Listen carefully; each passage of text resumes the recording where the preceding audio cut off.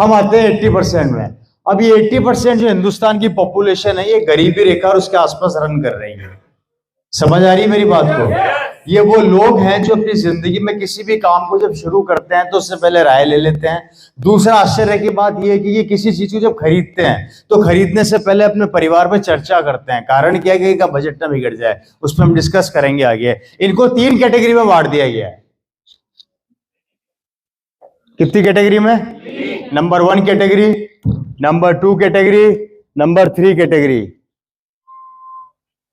हिंदुस्तान की 80% population 3 category में बढ़ गई, नंबर 1, नंबर 2 एंड नंबर 3। अब ये लोग कौन कौन है जानना चाहते हैं आप लोग? सबसे पहले हम बात करते हैं इस कैटेगरी की। ये कौन से लोग हैं?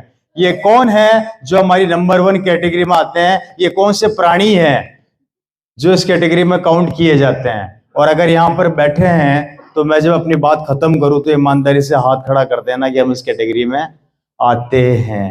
Right sir? ये दुनिया की कौन सी कैटेगरी है हिंदुस्तान की? मैं बता देता हूं। नंबर 1 कैटेगरी में जो लोग आते हैं, ये रोज सुबह 6 बजे उठते हैं, 7-8 बजे तक तैयार होते हैं, 8 बजे तैयार होकर नहा धो के घर से निकलते हैं। एक शानदार इनकी बीवी टिफिन तैयार कर देती है जिसमें गरम गरम खाना होता है। उस टिफिन को अपनी मोटरसाइकिल पर लटकाते हैं, मोटरसाइकिल को स्टार्ट करते हैं, सीधा अपने ऑफिस या अपनी दुकान पर जाते हैं। सारे दिन काम करते हैं, 1 से 2 के बीच में ये खाना खाते हैं और 4 बजे एग्जैक्ट 4 बजते अपनी बीवी को फोन करके बोलते हैं, अजी सुनिए मैं घर आने वाला हूँ, शानदार गरम गरम खाना बना देना। इनकी बीवी शानदार खाने बनाने की तैयारी स्टार्ट कर देती है। ये 5, साढ़े 5, 6 बजे घर पहुंचते हैं। घर पहुंच के घर में अपने कपड़े वपड़े चेंज करते हैं। चेंज करने के बाद शानदार तरीके से ये अपनी बीवी को बोलते हैं खाना डाल दे। इनकी बीवी खाना लगा देती है। ये बीवी और टीवी दोनों को साथ में देखते हैं और खाना खाते हैं।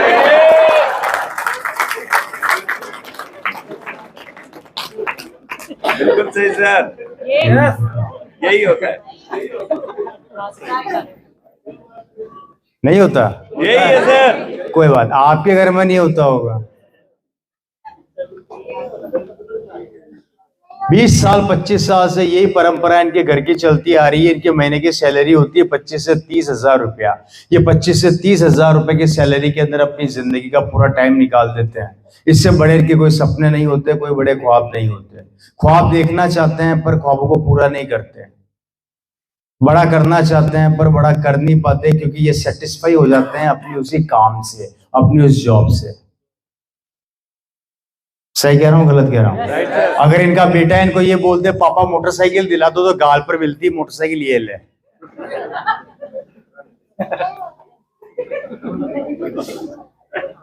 और फिर पिताजी पूछते हैं कैसी लगी? देखिए आपके यहाँ का मुझे नहीं पता, हमारे वहां तो ऐसे ही होता है। उसके बाद क्या होता है, इनकी बीवी पूरी जिंदगी इनके लिए खाना बनाती है घर में बैठ के। इनकी बीवी इनको ये बोलती है जी सुनिए दिवाली आने वाली है, सोने की चूड़ियां दिलवा दो। इनका बजट बिगड़ जाता है। सही कह रहा हूं गलत कह रहा हूं? इनकी बीवियां बोलती है चलिए सोने की चूड़ियां छोड़िए, एक काम कीजिए मुझे 5-7 हजार की साड़ी दिला दीजिए। बजट बिगड़ जाता है। पूरी जिंदगी गिनती की 4 साड़ी में निकाल देती हैं।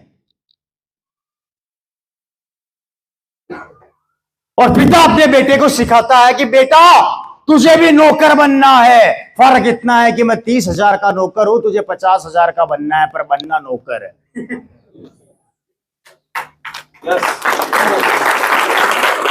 पर बनना क्या है? नौकर है। उससे बड़ी आश्चर्य की बात कि इनकी वाइफ, इनके परिवार के अंदर आप गौर से देखेंगे, देखिए ये समझौता करने वाली जिंदगी है। ये समझौता करने वाली लाइफ चल रही है। पूरी जिंदगी समझौता, पूरी लाइफ में समझौता, हर जगह समझौता, हर छोटी छोटी चीजों में समझौता। कब तक? और इनकी बीवियां कुछ नहीं करती, इनकी बहनें, इनकी वाइफ, इनके माताएं पता है क्या करती हैं? कुछ नहीं करती। इन लोगों की जेब से हफ्ते के हफ्ते 100 रुपए चोरी करती है और दिवाली से दिवाली का इंतजार करती है। और जैसे दिवाली आती है 5-6 हजार के पैसा इकट्ठा करके साड़ी खरीदती है। और आश्चर्य की बात तो तब हो जाती है कि जब ये साड़ी खरीद के पहनती है दिवाली पे, तो वो पति इनसे क्या करता है सवाल, ये साड़ी आज से पहले तो मैंने पहले कभी नहीं देखी, कब लेके? मतलब उसके ऊपर भी इस आदमी की नजर है।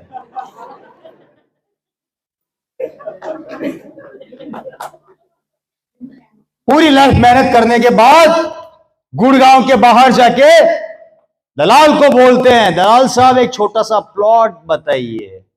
दलाल साहब बोलते हैं, भाई साहब ये लीजिए एक छोटा सा प्लॉट दिखा देता हूं जिसकी कीमत है 20 लाख रुपए, जो गुड़गांव से 40 किलोमीटर दूर है। क्योंकि गुड़गांव के इस रेंज में तो शायद 20 लाख में प्लॉट मिलेगा नहीं, तो जंगल में ही जाना पड़ेगा। ये जंगल में एक 20 लाख का प्लॉट देखते हैं। 20 लाख में से 5 लाख रुपया जो अपनी जमा पूंजी होती है, उस पूंजी को इस प्लॉट में डाल देते हैं। 15 लाख रुपए की व्यवस्था करते हैं। 15 लाख रुपए देके इस प्लॉट को खरीदते हैं और उसका ब्याज चुकाते चुकाते चुकाते बूढ़े हो जाते हैं। और उसके बाद अपने बेटे को बोलते हैं कि तू अब ब्याज चुका। इनकी बीवियां अपनी जिंदगी का सबसे बड़ा टाइम किराए के मकान में निकाल देती है और बुढ़ापे में जाके कहीं छोटा सा एक मकान बनता है जिस मकान में जाके शिफ्ट करती है। ये इनकी लाइफ होती है। हेलो, मोटरसाइकिल के ऊपर अपनी बीवी को घुमाने ले जाते हैं तो बीवी बोलती है 5 स्टार होटल में खाना खिला दो। तो ये बोलते हैं खाना तो खिला दूंगा बेटा, लेकिन बजट बिगड़ जाएगा। तो ये बीवी को राय पता है क्या देते हैं, एक काम कर तू शानदार गरम गरम पूड़ियां बना, आलू की सूखी सब्जी बना, एक चद्दर ले और मेरी मोटरसाइकिल के पीछे बैठ जा। गुड़गांव के अंदर एक शानदार नया सरकारी पार्क खुला है, खुले में खाना खाएंगे। खुले में बाहर खाना खाएंगे भाई, वही और क्या। वहां ले जाके पार्क में चद्दर बिछा के उसमें बिठा देते हैं, वहां पे खाना खिला के घर ले आते हैं। बोले बच गए 5000, हो गई पिकनिक। दोस्तों ये करना नहीं चाहते, ये अपने परिवार को सुख देना चाहते हैं, लेकिन प्रॉब्लम ये है कि ये समझौते वाली जिंदगी भी नहीं छोड़ना चाहते। या तो परिवार के सपने पूरे करने के लिए कुछ अलग कर लो, और नहीं कर सकते तो वो समझौते वाली जिंदगी जीते रहो। निर्णय आप लोगों को लेना है क्या करना है क्या नहीं करना है। 25 से 50 हजार के अंदर आजकल बड़ी सिटी के अंदर कुछ नहीं होता। और गलती से अगर वहां पर बच्चे की शादी का टाइम आ जाए और बच्चे के एजुकेशन का टाइम आ जाए तो टोटली बजट खत्म, लॉस।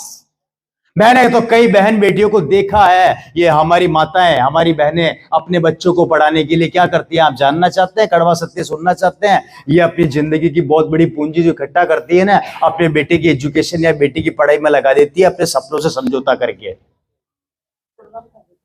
कि कोई बात नहीं, मैं 5 साल किराए के मकान में और रह लूंगी, कोई दिक्कत नहीं, पर मेरा बेटा ऑफिसर बन जाए। और बेटा ऑफिसर बनेगा कहां से? बेटा अकेला थोड़ी है, हिंदुस्तान में 140 करोड़ लोगों के बेटे भी हैं। अब बताइए क्या होगी इसकी जिंदगी? कितने लोग आते हैं इस कैटेगरी में?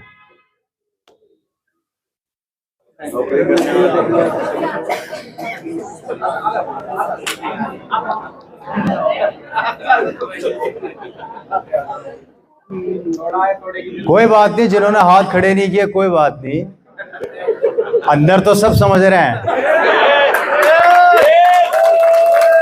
अंदर तो सब समझ रहे हैं कि कहीं ना कहीं बात तो सही है। अरे बड़ा दर्द होता है। मेरे दोस्त आज से 20 साल पहले मोटरसाइकिल की टंकी फुल कराया करते थे। अब घर से 500 का नोट लेके निकलते हैं ना, तो 100 रुपए का पेट्रोल डलाते हैं, 400 रुपए की सब्जी लेके जाते हैं। उनको पता है कि टंकी फुल करा ली तो शाम की सब्जी का बजट बिगड़ जाएगा। और हमारे जैसे बोलते हैं कि भैया हम आपका बजट सुधार देंगे, तो हमें शक की निगाहों से देखा जाता है। आ गए राइट, आगे बढ़े। ये है हमारे समाज की पहली कैटेगरी। कैसी लगी?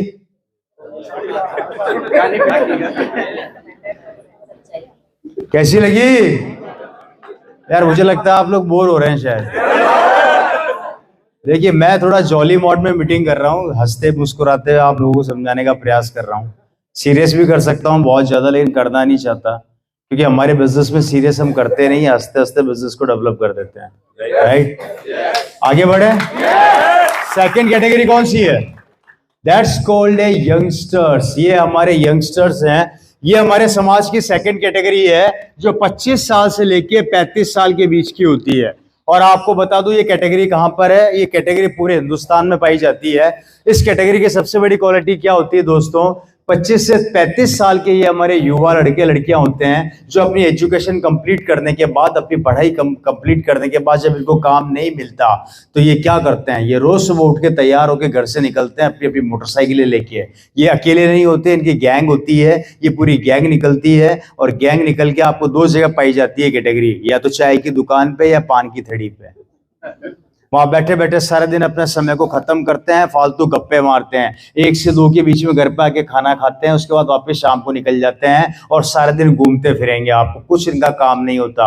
गुड़गांव की हर गली के अंदर आपको ये मोटरसाइकिल पे घूमते हुए दिखाई देंगे। ये प्रजाति पाई जाती है। हाँ, चाय की जगह स्टिक पीने लग गया वो भी बात। ये प्रजाति पाई जाती है ना हमारे में।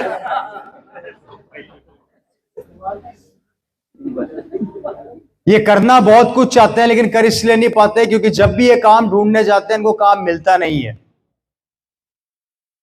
ये जिंदगी में आगे बढ़ना चाहते हैं पर बढ़ते नहीं है, जिसके आंकड़े निकल कर ये आ रहे हैं। भविष्य में बता रहा हूं आप लोगों को और फ्यूचर का बता रहा हूं।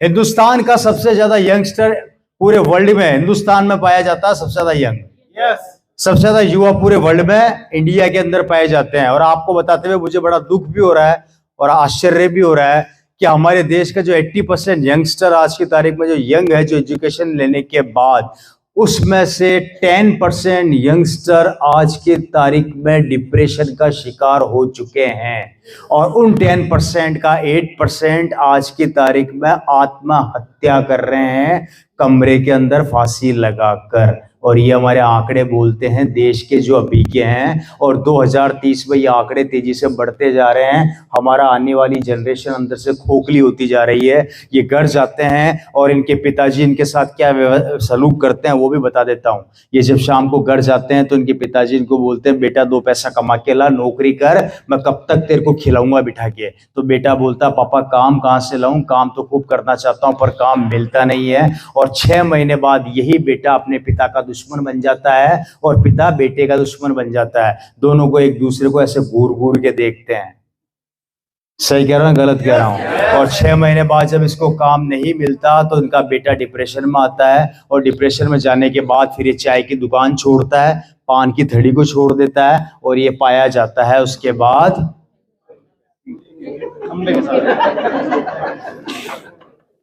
सरकारी स्कूल की दीवारों में। समझ गए आप कहाँ पाया जाता है ये? अब मुझे बोलने की जरूरत नहीं है, समझदार आप लोग हैं।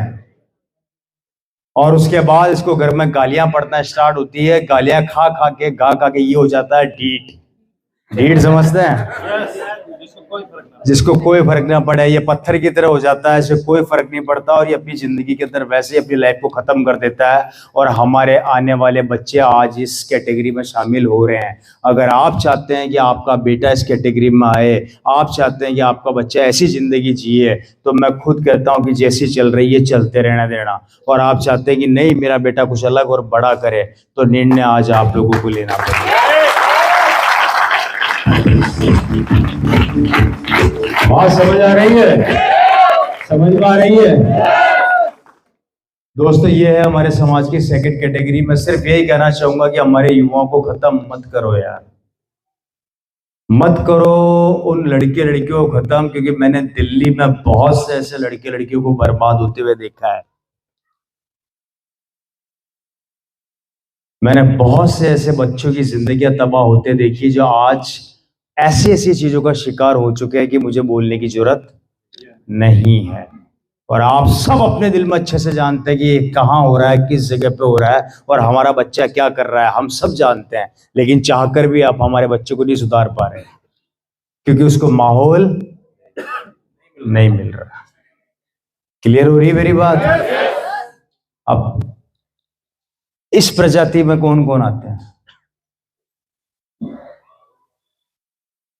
एक भी नहीं है। थोड़ा सा देख लेगा कि आदमी सब सोचते हैं, इनको पता लग जाएगा। किसको धोखा दोगे? मुझे दे दोगे, भगवान को कैसे दोगे? चलिए छोड़िए, मत बताइए, आगे बढ़े। थर्ड कैटेगरी हमारे समाज की कौन सी है दोस्तों? ये हमारे होते हैं ड्रीमर्स। ये वो लोग होते हैं जो जिंदगी में कुछ करने के लिए सपने देखते हैं। ये वो लोग होते हैं जो कभी कभी जिंदगी में हार नहीं मानते। इनकी सबसे बड़ी क्वालिटी पता है क्या होती है? ये कभी लाइफ के अंदर हारते नहीं है, थकते नहीं है। ये सबसे बड़ी क्वालिटी ये करते हैं कि जिंदगी में आगे बढ़ने के लिए दिन रात एक कर देते हैं। इनके लिए लाइफ में कोई चीज मायने नहीं रखती। कोई कितना भी नेगेटिव कर दे, कोई कितना भी पॉजिटिव कर दे, कोई कुछ भी बातें कर दे, ये सिर्फ और सिर्फ अपने टारगेट को कॉन्सेंट्रेट करके उसके ऊपर काम करते हैं। ये लाइफ में कभी आसानी से हार नहीं मानेंगे। ये कभी टीवी देखते हुए नहीं मिलेंगे आपको, ये फालतू की बातें करते हुए नहीं मिलेंगे, ये फालतू की सोच दिमाग में नहीं रखते। इनको सिर्फ इस नजर आती है, वो है सिर्फ सफलता सफलता सफलता और सफलता। और ये जितने आगे बैठे हैं सारे इसी कैटेगरी में आते हैं जो लाइफ में बहुत बड़ा करना चाहते हैं दोस्तों। और सबसे बड़ी बात बताऊं आप लोगों को क्या होती है? सबसे बड़ी बात ये होती है कि ये कैटेगरी और ये कैटेगरी मिलके, ये दोनों कैटेगरी मिलके इसको बर्बाद करने में पूरी ताकत लगाती है।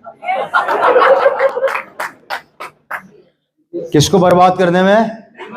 कि भैया हमारा कुछ नहीं हुआ तो तेरा कैसे?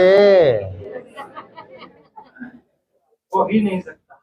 और यहां पर वो बैठे हैं ऐसे लोग जो यहां भी ताकत लगाएंगे, ये दोनों मिलके है कि तेरे तो कुछ आ जाए उसके बाद मैं देखूंगा, तू तो कार लिया फिर मैं लाऊंगा,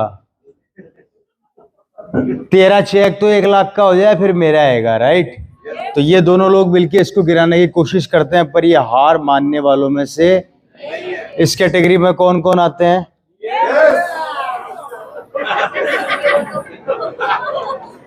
अच्छा, सब बनना चाहते हैं।